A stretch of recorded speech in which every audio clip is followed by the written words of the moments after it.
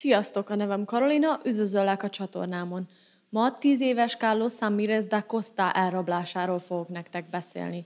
Az eset Brazíliában történt, Rio de Janeiroban. A mai videóhoz forrásként felhasznált újságcikkek a leírásban vannak. Az O Globo újság az elejétől fogva követte az esetet.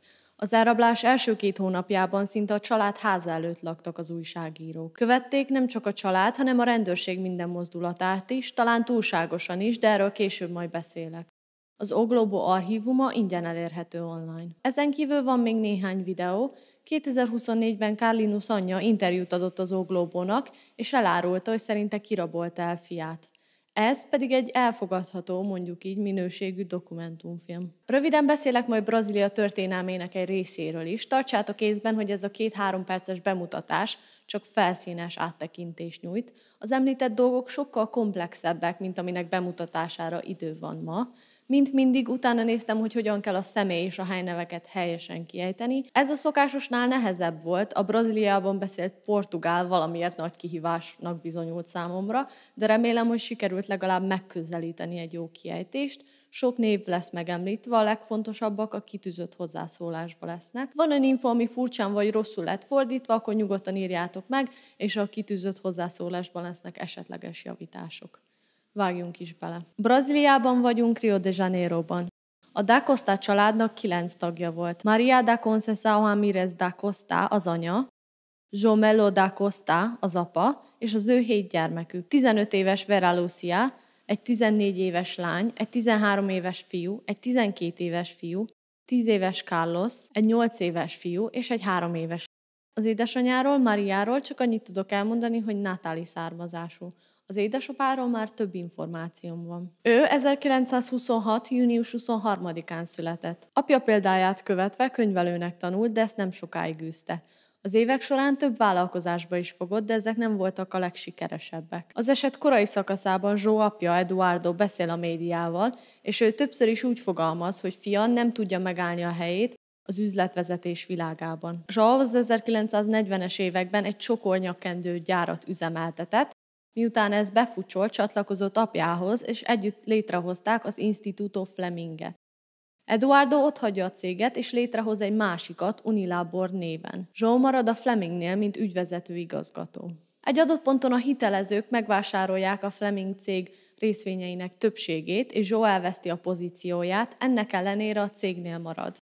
Ezután a férfi vesz egy patikát, de az is csődbe megy, mert Eduardo szerint a fia nem értett hozzá. Mire az eset történik, 1973-ra 47 éves João Melo és 72 éves apja Eduardo az Unilabort, gyógyszeripari céget vezették. Ez kis cégként indult, de idővel nagyobb lett, és nem csak gyógyszerészeti termékekkel kereskedtek, hanem létrejött egy illatszerrészleg is. Eduardo vezette a gyógyszerészettel foglalkozó részleget, és João Melo az illatszer részleget. Ez a részleg olyan termékeket gyártott, mint a Rio sampon, különböző krémek és a Summer Sun nevű barnítóolaj. Beszéljünk egy kicsit a család életéről is. Maria és João Melo házasságáról csak kis részleteket tud meg a média, hogy a házaspár egy ideje már külön szobában aludt, hogy hónapokat töltöttek távol egymástól, és hogy sokat veszekedtek a pénzügyeken. Amit én biztosra tudok mondani, hogy a kapcsolat nem lehetett a legjobb, és hogy ez különélést jelentette, vagy sem, abban nem vagyok biztos. Még az emberrablás másnapján João Melo apja elmondja a médiának, hogy fia sok időt töltött távol a családjától, de volt, hogy Maria is hónapokra a szüleihez ment, és otthagyta a gyerekeit. A családnak volt egy háza a Rua Alice utcán, a Rua amúgy utcát jelent, de így fogok minden utcát emlegetni. Egy földterületük is volt a Rua Santa Lucia utcán. 3 autó, ebből 2 törlesztettek, csak abban vagyok biztos, hogy az egyik egy Volkswagen Variant 72-es volt, a másik egy piros variant lehetett, és végül azt hiszem volt egy kék Volkswagenjük is. A családnak volt részesedése a Fleming gyógyszerészeti cégben, mindezek ellenére a pontos gazdasági helyzetük nem tiszta. Ha a tágabb családot vesszük, akkor úgy tűnik, hogy tehetősek voltak. A média szerint a da Costa család háza lepukkant volt, és nem mondtad meg volna kívülről, hogy gazdagok voltak. Később azt is megtudjuk, hogy jelentős tartozásuk volt, és hogy az Unilabor jelentős pénzügyi problémákkal küzdött. Maria gyermekeket nevelte, João pedig olyan 700 cruzeiro keresett egy hónapban. Korai újságcikkekben Zsó apja azt állította, hogy ez a fizetés csak papíron létezett, egy ideje már nem vették ki, mert a cég bajban volt. Szóval, hogy mennyi mai értékben az a 700 cruzeiro, azt nem tudtam kiszámolni. Brazília fizetőeszköze nagyon sokat változott az évek során, itt láthatjátok, hogy hányszor. Amiben én beszélek, az az ekkor forgalomban lévő úgynevezett cruzeiro, jele ez, és 1970-től 1986-ig volt forgalomban. Később lesz szó arról, hogy a váltságdíj összege 100 000 cruzeiro volt, ami az újságok szerint akkoriban 16 000 dollárnak felelt meg. Ebből arra következtetek, hogy a fizetése akkoriban olyan 112 dollárnak felelt meg, átszámítva az ma 800 dollár lenne. Most, hogy beszéltem a család pénzügyi helyzetéről, elmondok egy-két dolgot az elrabolt fiúról is. Carlos, becenevén Carlinus, 1963. július 21-én született. 6 hónaposan majdnem meghalt füstmérgezésben, mikor a család Ipanema városrészben lévő lakása kigyulladt. Ez is Rióban van, és aztán el is adták a házat. Csak néhány kép maradt meg a fiúról. Sajnos semmi információ nincs az interneten arról, hogy milyen gyermek volt Carlinus. Nem tudjuk, hogy mit szeretett, és nem tudjuk, hogy mit utált. Annyit tudok mondani, hogy szerette a kávéba mártott kekszet, és nagyon szép volt. Nem úgy szép, mint minden gyermek szép a szülei számára, hanem sokan úgy írták le, hogy el tudták képzelni, hogy modell vagy színész lesz belőle. Nagyon fotogén is volt. Mindjárt meglátjuk, hogy miért, de van rá lehetőség, hogy Carlinus életben van, és valahol új név alatt éli az életét. Mégis úgy érzem, hogy van valami igazságtalan abban, hogy ennyi mindent tudunk az eltűnéséről, de semmit arról, hogy ki volt ő az elrablásáig. Mielőtt folytatom az esetet, el kell mondjak nektek egy-két dolgot Brazíliáról, hogy milyen volt a politikai helyzet ott 1973-ban. 1964 és 85 között Brazília egy katonai diktatúra volt. Mindent a katonaság irányított, és az ellenzéki pártokat és politikusokat bebörtönözték, meggyilkolták vagy száműzték. A diktatúra miatt minden cenzúrázva lett, nem volt szólásszabadság, az újságokat, a könyveket és a művészeteket is cenzúrázták, szó szerint megpróbálták átírni a történelmet. Az iskolákban csak azt lehetett tanítani, amit a katonaság megengedett. Átírták például a történelem, földrajz és más tudománykönyveket, és csak ezekből lehetett tanítani. Mint minden diktatúrában, az ellenzékiek lassan elvesztették a pozíciójukat. Ha nem értettél egyet a hatalomban lévőkkel, akkor elvesztetted az állásod, jobbik esetben. Másképp csak rejtélyes körülmények között eltűntél. És helyetted egy olyan személy kapta meg az állást, aki továbbvitte a propagandát. A mai esethez azt fontos tudni, hogy az újságírók és a rendőrök is nagyrészt a diktatúra szimpatizánsai voltak. Vagy mert valóban hittek a rendszerben, vagy kényszer miatt nem volt más lehetőségük. Ez azt jelenti, hogy bármilyen bűnügyi eset, ami rossz fényben mutatja be a vezetőséget, cenzúrázva lett. Carlinus eltűnése nem politikai jellegű, viszont az, hogy nem tudták megoldani, lehet azzá vált. A rendőrség sürgetve volt, és céljuk lehet, hogy nem a valódi bűnösök elkapása volt, hanem az, hogy le tudják zárni az esetet. Igazából majd nagy port kavar, hogy több mint 4 évig nem volt egy hivatalos nyomozás az eltűnéssel kapcsolatban, csak egy úgynevezett vizsgálati eljárást indítottak. Az évek során sok gyanúsított magára vállalja majd az emberrablást, csak hogy később visszavonja a vallomást. Ezek a személyek elmondták, hogy a rendőrség megkínozta őket, és emiatt hamis vallomást tettek. Ez nem lenne meglepő, tekintve az akkori rendőrséget. Tudjuk biztosan, hogy a diktatúra vezette rendszer szokása volt a kínzás, arra viszont nincs konkrét bizonyítékunk, hogy ebben az esetben is megtörtént. Aztán az újságokkal és az újságírókkal voltak a politikai helyzettől független problémák is.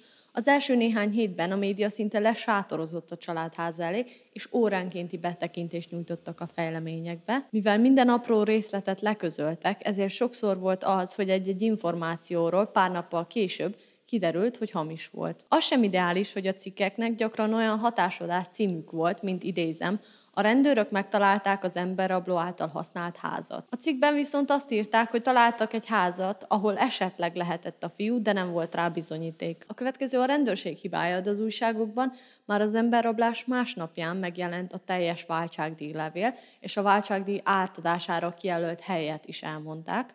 Úgy tűnik, hogy a nyomozás nagy részéről tudtak az emberek, ami elképesztő hiba, hisz így lehetséges, hogy az emberrablók is követhetik az eseményeket, és egy lépéssel a rendőrség előtt állhatnak így. De az is lehet, hogy a nagy média zűrzavar megijesztette őket, és eldöntötték, hogy az összeg már nem éri meg, és inkább megszabadulnak a fiútól. A család a Rio de Janeiro déli zónájában lévő Laranjeiras kerületben lakott. A Juárez utca 1606-os szám alatt laktak. Sajnos nem tudom megmutatni, hogy ez akkor hogy nézett ki. Ezek a szemcsés képek a dokumentumfilmből vannak. A következő képek Google Maps-ről származnak. Az utca ezen az oldalán volt a család háza, kívülről kb. Ugyanolyan, mint akkor volt. A lényeg, hogy a család házával szemben volt ez a falsor. A falsor után egy fás, növényzetes rész volt. Ma ez így néz ki, de 73-ban nem voltak még itt házak, nagy rész növényzet volt. Ez itt egy lejtős rész. Hogy milyen magas volt ez a falsor, nem tudom, de akkor is, és most is volt egy rész, ami könnyen átmászható vagy átugorható volt. Meg akarom jegyezni, hogy Rio de Janeiro elképesztően gyönyörű, soha nem láttam még képeket róla, de szerintem csodás. Google Maps-en keresgéltem egy utcát, ahonnan látszódna, hogy milyen magasan volt ez a Juárez, de sajnos nem találtam, de közben egy körbe jártam a környéket, és tényleg egyszerűen gyönyörű. Szóval 1973. augusztus 2-a csütörtök. 17 órakor João Melo és Abel Alves da Silva a család házánál voltak és kávéztak. Arra készültek, hogy Rio déli zónájába mennek majd, és árut szállítanak kliensekhez. Albert az Unilábor munkása, és általában nem szállított a déli zónához, de most Joe megkérte legelőször, hogy tartson vele. Joe eldöntötte, hogy magával viszi 2 legfiatalabb gyermekét is. Egy forrás szerint a gyermekek sírni kezdtek, kicsit hisztizni, mikor az apa el akart indulni, és ezért úgy döntött, hogy magával viszi őket. Nem ez volt az egyetlen rutinváltozás aznap. Csütörtökönként Maria egy spirituális központba járt, nem tudom milyen hitrendszerhez tartozott, de aznap nem ment el, mert a szomszéd, akivel mindig járt, vagy beteg lett, vagy lemondta, a források különböznek. Aztán 20 óra 25 körül van, João Melo még nem volt otthon, Maria és 5 gyermeke a nappaliban tévéztek, és a Cavallo di Asso szappanoperát nézték. Hirtelen elment az áram. A család látta, hogy a többi épületben még égett a villany, és ezért vagy néhány gyerek, vagy csak Vera Lucia kiment a nappaliból, hogy a biztosítékdobozt megnézze. Nem tudom, meddig jutott el, de egyszer csak egy férfi elkapta, és visszavezette a nappaliba. Az biztos, hogy végig sötét volt. Itt a férfi fegyvert tartott a családra, és azt mondta, hogy a legfiatalabb gyermeket akarja. Mivel fegyver volt a betörőnél, az anyja megmondta a legfiatalabb gyermekének, 10 éves Carlinhosnak, hogy maradjon csendben és kövesse a férfit. A gyermeken csak a papucsa és rövid nadrágja volt. Ez elég összezavaró, de egyes források szerint valamikor a betörő bezárja a családot, vagy csak néhány gyermeket a fürdőszobába. Körülbelül 10-15 percet tartott az egész, majd mielőtt elhagyta volna a házat, a férfi átadott egy váltságdíjlevelet Vera Luciának. Mikor az emberrabló elhagyja a házat, ebbe az irányba indul el. Ahogy ez megtörténik, hogy az emberrabló elhagyja a házat, 20 óra 45 perc körül João Melo 2 másik gyermekével és munkásával Abellel megérkezik a helyszínre. Az anya és a gyermekek kijönnek a házból, és odaszaladnak az autóhoz, elmondva az apának, hogy mi történt. João Melo ekkor vette észre, hogy az emberrabló épp átszalad az utca másik oldalára. Olyan 100 méterre lehetett tőlük. Beindították az autót, és elindultak felé, de erre a férfi átugrott a falon. Ekkor az apa és Ábel kiszálltak az autóból, majd ők is átugrottak a falon. Sajnos erre már elvesztették a férfi nyomát. Egyes források szerint az apa látta a fiát a rablóval, és vele volt, mikor átugrott a falon. Más források szerint nem látta a fiát. Nem tudom, hogy gyalog vagy autójával, de az apa az utca sarkához siet, ahol szerencsére volt egy rendőr. Útközben találkoztak egy második rendőrrel is, és neki is elmondták, hogy mi történt. Beszéljünk arról is, hogy Ábel egy teljesen más dolgot látott. Mikor még a ház előtt voltak, akkor ő kb. Itt egy piros 4 ajtós taxit látott. Ebből szállt ki egy férfi, majd átugrott a falon. Egyes források szerint ő látta a Carlinhust, és azt, hogy a rabló átvonszolta, mikor átugrott a falon, de szerintem az a legbiztosabb, hogy csak a rablót látta. A piros taxi ezután elhajtott a helyszínről, feltételezetten a gyermekkel. 20 óra 50-kor a család bejárónője felhívta a rendőrséget, és elmondta nekik, mi történt. 21 óra 20 perckor a tűzoltók reflektorfényekkel jöttek ki a helyszínre, hogy meg tudják világítani a fal mögötti fás területet.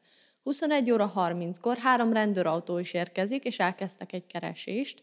21 óra 45 perckor rendőrkutyák is érkeztek a helyszínre.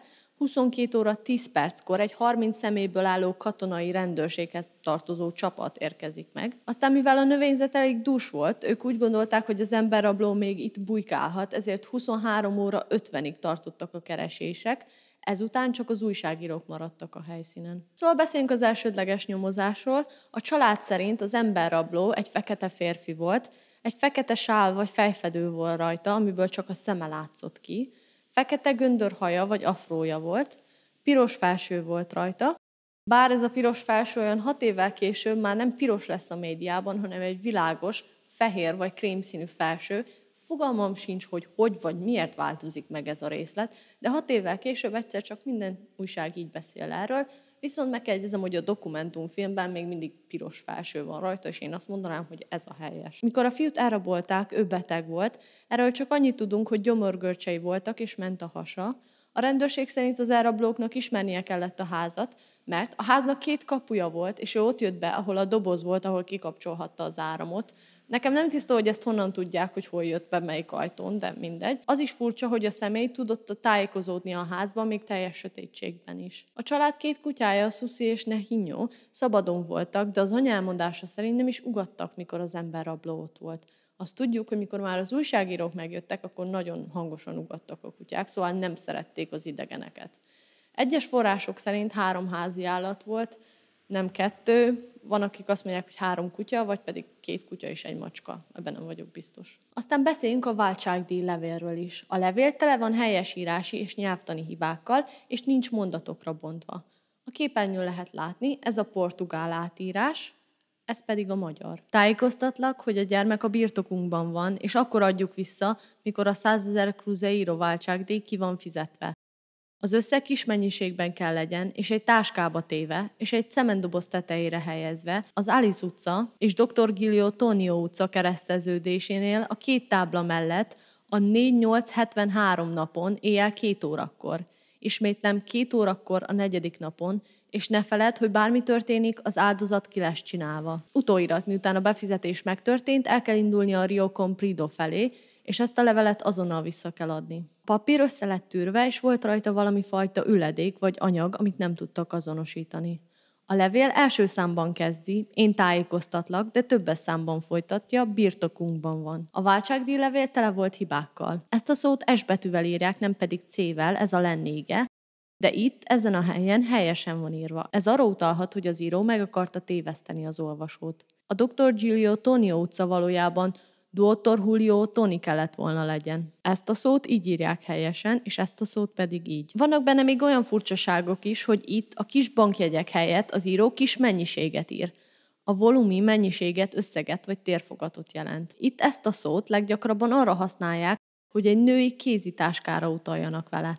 A rendőrség szerint a szó használata miatt nagyobb a valószínűség, hogy egy nő írta a levelet. Ez a rész nem furcsa maga a levélben, de az én fordításom megzavarhat. Ne feledd, hogy bármi történik, az áldozat ki lesz csinálva. Vagyis egy rossz mozdulat, és az áldozatot megölik. Próbáltam amennyire csak lehet megtartani a formáját a levélnek, és inkább tükörfordításban hagytam. Itt az író pontosítja az olvasónak, ha ez nem lett volna a dátumból világos, hogy mikor van az átadás. A rendőrség szerint valaki olyan írta a levelet, aki tud rajzolni. Vagy egy karikatúrista. Nem tudom, miből vonták le ezt a következtetést. Valószínűleg vonalzót használtak a levél írásához. Itt láthatjuk, hogy a betűk alsó része egyenes. Az utóirat rész lehet később lett a levélhez adva, és az is lehet, hogy egy más felületen volt már a papír. Kártál levélszónál, mintha az íróeszköz megakadályozta volna a nem egyenes felület. Ennek az utcának a sarkához kellett vinni a pénzt, itt volt az a 2 cementdoboz is. Nem tudom, hogy ezeket mire használták, de akkoriban része volt az infrastruktúrának. Nekem, véleményem szerint az a legfurcsább a levélben, hogy tájékoztatták, hogy a gyerek náluk van. Mindenki előtt rabolták el. Vagy más volt az eredeti terv, vagy pedig a terv pontos kitalálása előtt írták a levelet. Aztán számomra kicsit befejezetlennek tűnik a levél, miért kellett elindulni a Rio Comprido felé, miután letették volna a váltságdíj összeget. Ez a rész nem jelent semmit, ha csak a családnak nem jelentős a hely valami miatt, de erről soha nem írtunk semmit az újságok. Augusztus 3-a, péntek, többször is kikérdezik a családot, közben João Meló mindent megtett, hogy összeszedje a váltságdíjpénzt, ez nagyon nehezen jött össze, mert csak kisebb kölcsönöket kapott volna a bankoktól és az ismerősöktől is, azon is gondolkodott, hogy kölcsönt vesz fel a házára, vagy pedig eladja azt. Egy közeli iskola néhány diákja, ahova több Da Costa gyermek és egyes források szerint Carlinus is járt, felajánlották, hogy segítenek a váltságdíj összegyűjtésében. Végül azt hiszem, hogy az igazgató valamilyen nem engedte ezt meg, de a gyermekek felajánlották még aznap. Augusztus 4-e szombat. Eljött a 4-e, a levélben megjelölt átadás napja, de ez nem történik meg. Több okot is kapunk erre. Egyes források szerint a rendőrség próbálta átvenni az irányítást az emberrablóktól.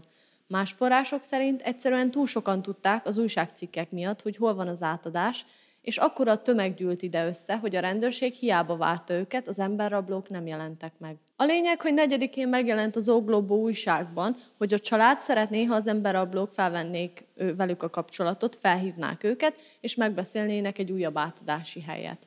A családnak, mint a legtöbb embernek akkoriban nem volt vezetékes telefonja, az apa a lány testvéréhez ment, nekik volt vezetékes telefonjuk, és az ő telefonszámukat adta meg. Maria a háznál maradt, az apa viszont a lány testvéréhez költözött egy időre, és itt várta a hívásokat. Na már most, a következő 48 órában folyamatosan csengett ez a telefon.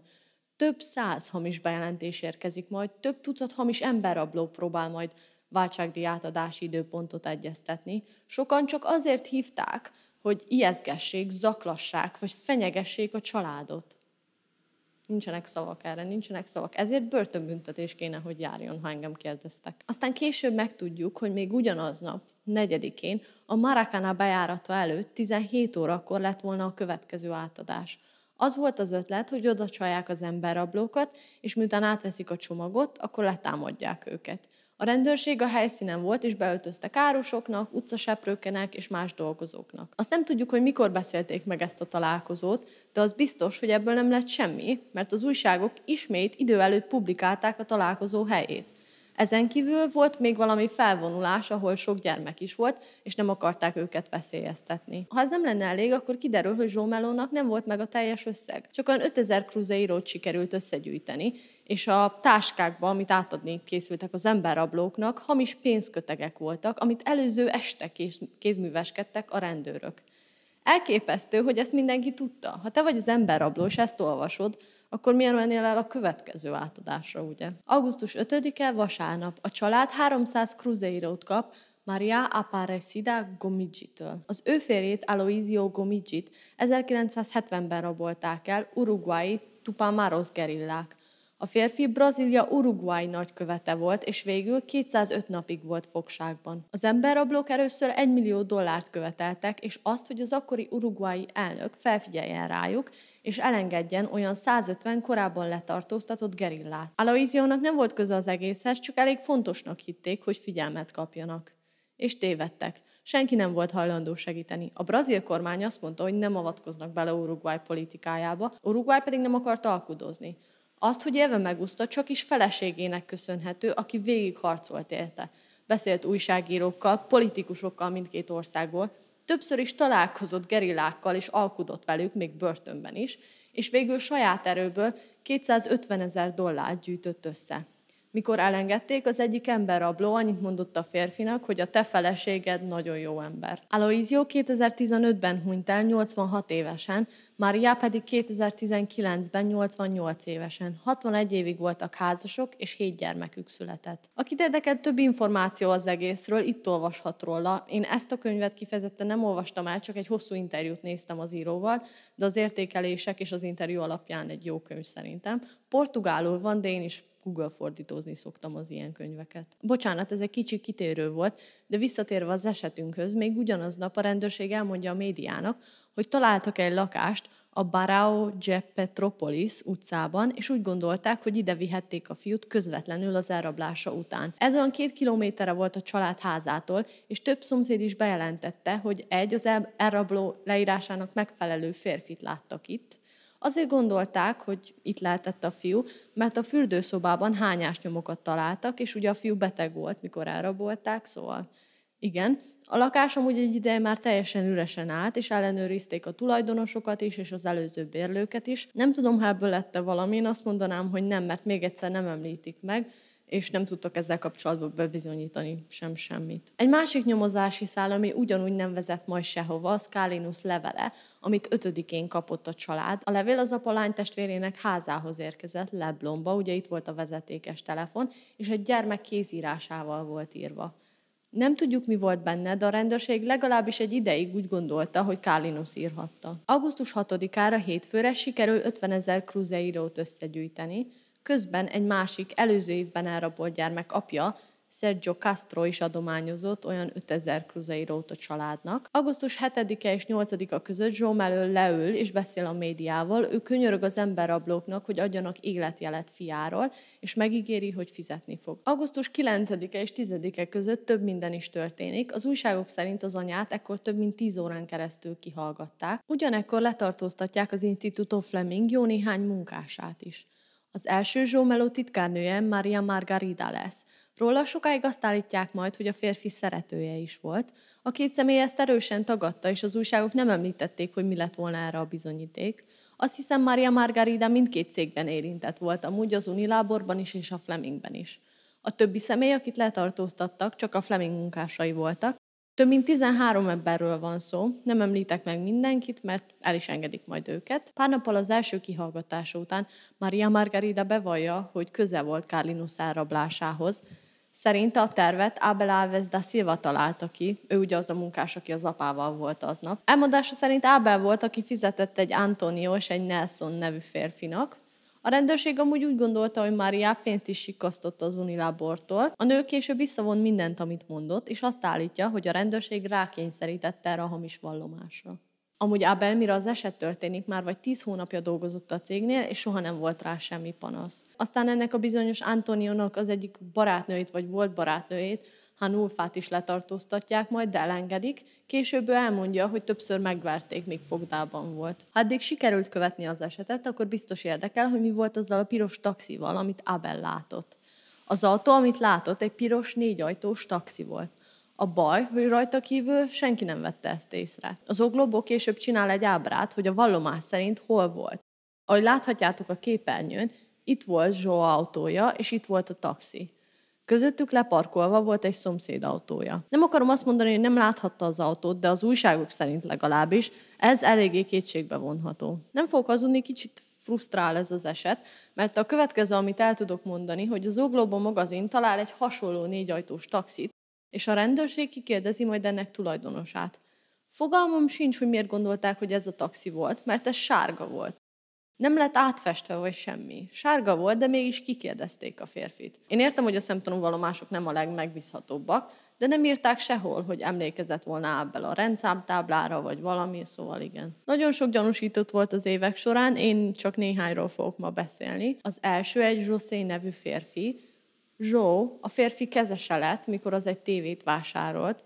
José egy idő után nem tudta fizetni, és ezért ez az apára maradt. Átkutatták a házát, de nem találtak is semmit. Az apa elmondta, hogy nem kifejezetten őt gyanúsítja, hanem azokat, akikkel ez a férfi asszociálta magát. Aztán meggyanúsítanak egy Mário nevű férfit is, aki egy környékbeli klinika tulajdonosa volt. Ő még korábban megpróbálta venni a család házát, egy szinte gúnyosan kicsi összegért. A család nem akarta viszont ezt eladni. Soha semmi bizonyíték nem volt ellene, de az elmélet, hogy azért rabolta el a gyermeket, hogy bosszút álljon, vagy pedig, hogy rávegye a családot, hogy eladják a házat. Mária egyik munkását, Klebert is letartóztatják. Az volt az elmélet, hogy lehet, hogy őt bérelték fel, hogy rabolja el a gyermeket. Azon kívül, hogy hasonlított a család által leírt emberrablóra, nem volt ellene más bizonyíték, szóval elengedték. Aztán egy Celso nevű férfi is gyanúsított lesz a nyomozás első hetében.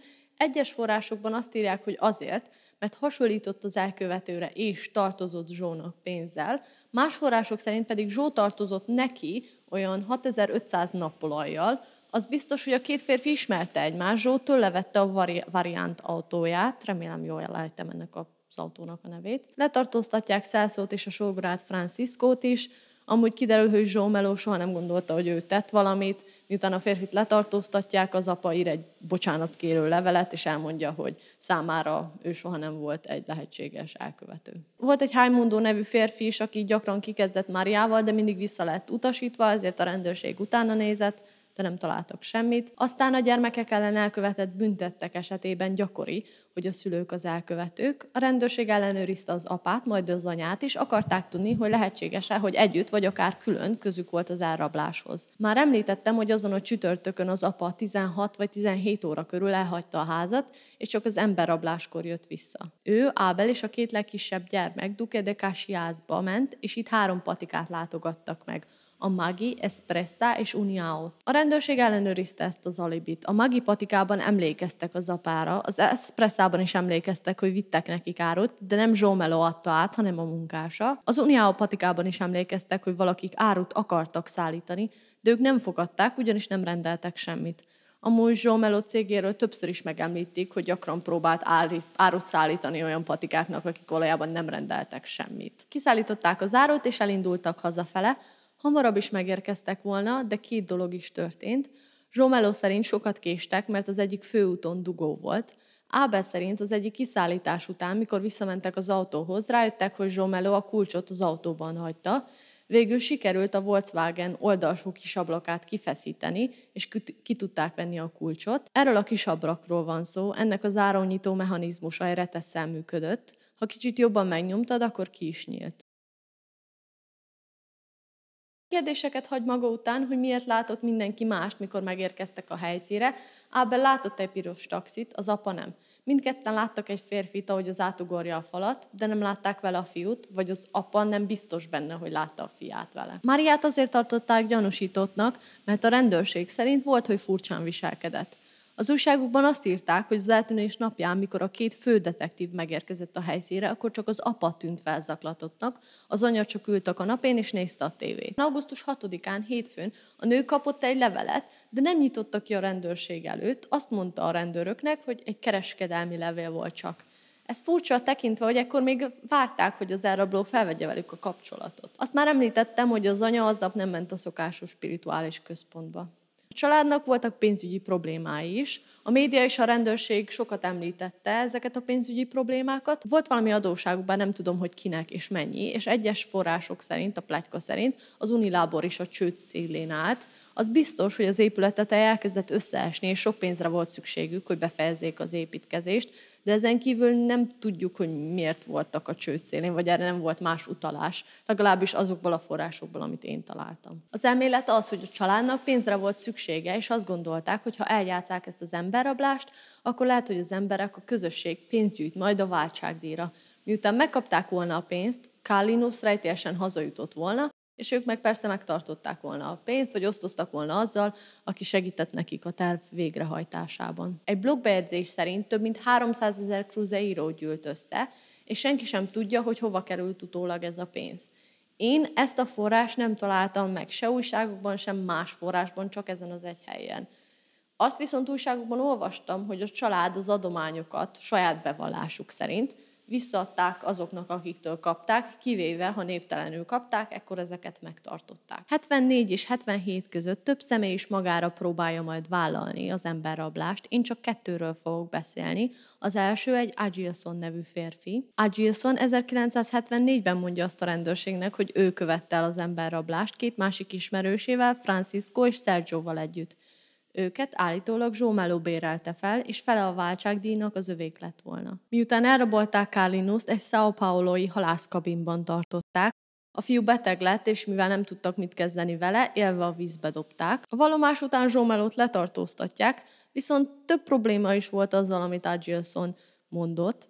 Nem tudott pontos időt adni, hogy mikor bérelte fel őket az apa. Nem tudta megmondani, hogy ki és mikor írta a váltságdíjlevelet. Egyik vallomásában azt mondta, hogy bérelték a halászkabint, a másikban, hogy a ház Sergioé volt. Nem tudta megmondani, hogy mibe volt felöltözve a gyerek, mikor elrabolták, és nem tudta az elrablás pontos dátumát sem. Elengedik Zsómelót, és arra a következtetésre jutnak, hogy ez a férfi hazudott az egészről, és csak figyelmet akart. A második, aki vallomást tesz, is egy férfi volt, az ő neve Adauto Pedro, és közte és Kallinusz között a rendőrség talál is egy összefüggést vagy egy kapcsolatot. Állítólag ő és néhány ismerőse gyakran fociztak Kallinusszal, és mikor a rendőrség átkutatta a házát, akkor itt találtak egy vonalzót, igen, egy vonalzót, és egy olyan papírt, egy olyan méretű papírt, mint amire a váltságdíjlevél is írva volt. Nem tudom, mit mondjak ezzel kapcsolatban. Végül őt és azokat a barátait is, akiről beszélt, elengedték, mert arra a következtetésre jutottak, hogy Adauto Pedro hazudott. Valamikor 74 és 76 között João Melo és felesége elválnak. João Melo pert indít Maria ellen, mert ő több újságnak azt állította, hogy ex-férje követte el az emberrablást, de a per nem vezetett majd sehova. 1976-ban aztán João Melo találkozik Uri Gellerrel.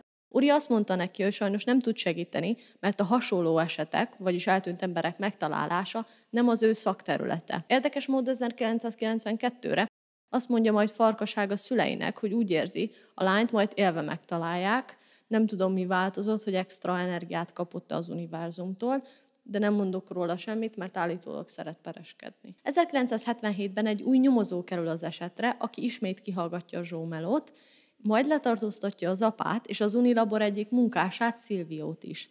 Silvio nevét először Vera Lucio hozta fel, ugyancsak 77-ben. A lány ekkor már azt mondta, hogy az emberrablás napján igenis tudta, felismerte az elrablót.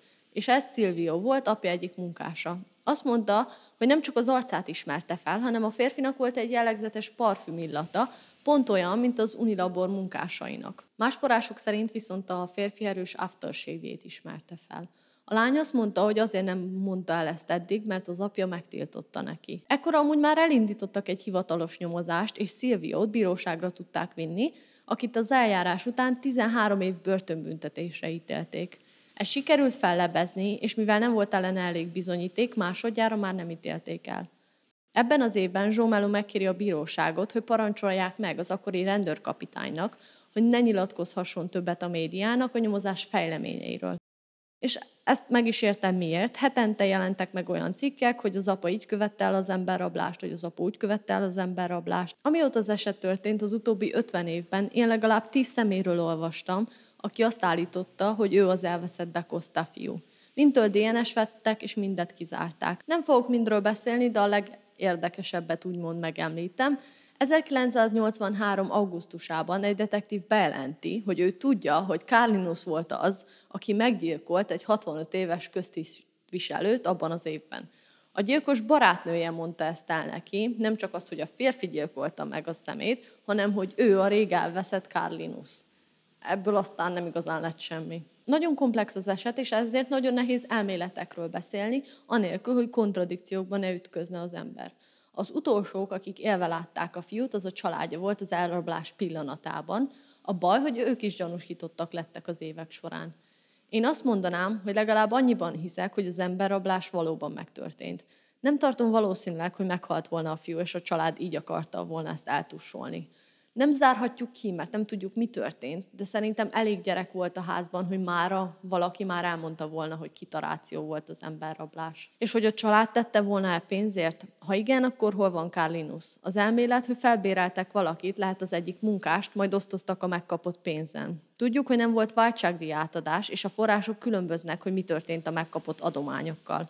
Ha valóban megtartották azt a csomó pénzt, akkor el tudom képzelni, hogy ez történt. De azt is tudjuk, hogy az apa évtizedekig ment országokból országokba, beszélt a médiával, beszélt Uri Gellerrel, és próbálta megtalálni a fiát, és az esetet a köztudatban hagyni. Lehetséges lenne, hogy a fiú álnéven életben van, és az apa csak eljátsza ezt az egészet. Plusz sehol sem írja, hogy a család pénzügyi helyzete jobbra fordult volna, és remélnéd, hogy a rendőrség ellenőrizi, hogy ezután a család hirtelen vesz autókat, vagy kifizetnek tartozásokat. Aztán számomra az is furcsa, hogy mindenki mást mondott, mikor a ház elé érkeztek az autóval. Ha Ábel is benne lenne az egészben, akkor azt várnád el, hogy egyeztették volna a sztorit.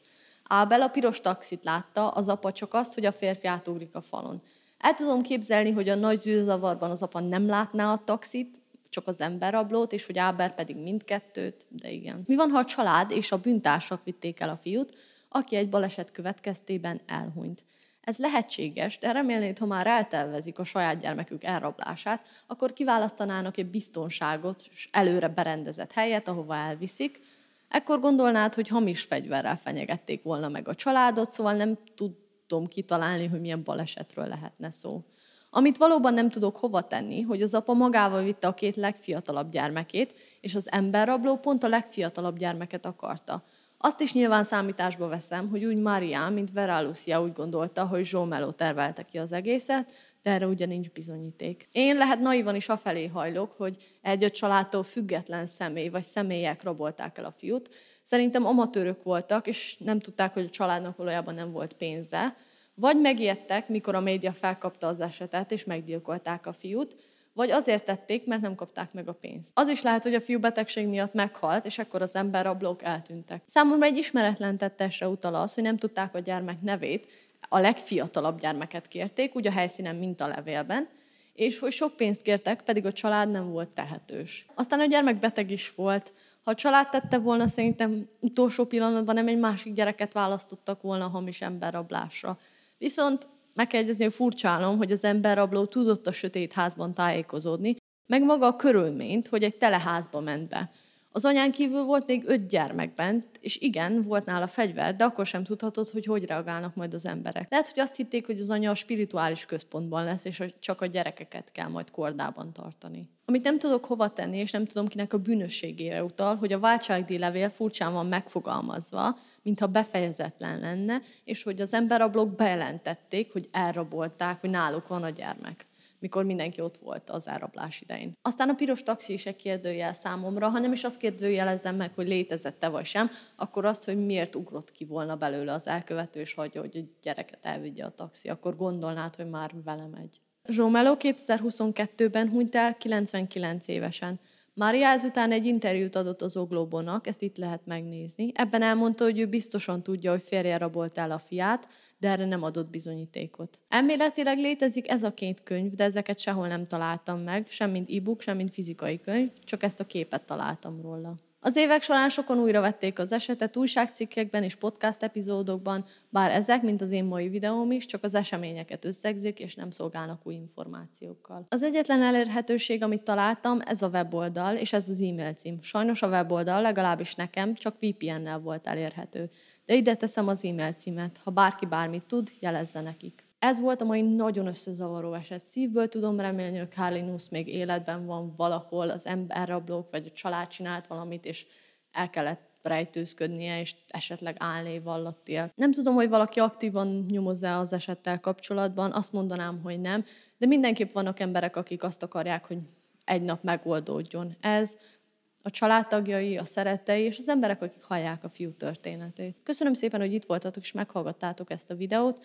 Ha tetszett, esetleg iratkozzatok fel, és igen, akkor találkozunk a következő videóban. Addig legyetek jók, és vigyázzatok magatokra. Sziasztok!